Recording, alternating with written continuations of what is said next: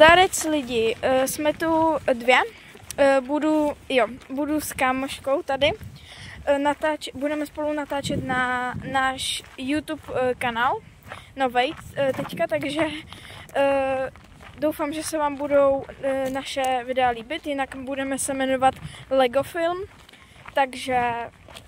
Díky za podporování a čau. Ano, super, a teďka zrovna si jdeme koupit nějaký Lego, takže uvidíte za chvíli asi v partu 2 nějaký ten film z toho Lega, takže zatím papa.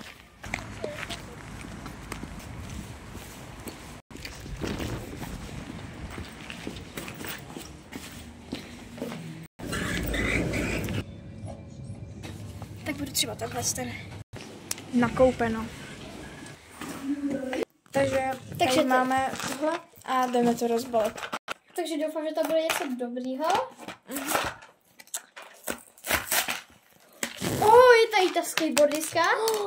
To je ta skateboardiska, ta holka.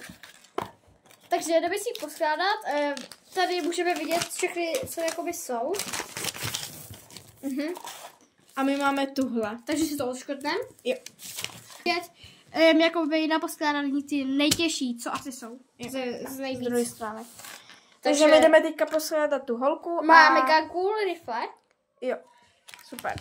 Ty jsou, a ještě ten skateboard. A tady. Takhle, musíme jí dát ještě páteřák, aby si nezranila, že ano? Potom můžeme jí dát oboje dvoje, tak jí dáme zatím usměvavej.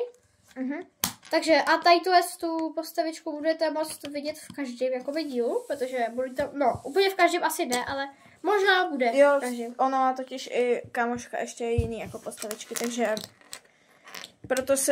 proto se budeme jmenovat Lego Films, protože budeme prostě vydávat jakoby videa, kde se ty postavičky budou jakoby hýbat. Takže teda je to mega hezký, mně se hodně líbí a teďka prostě může jezdit.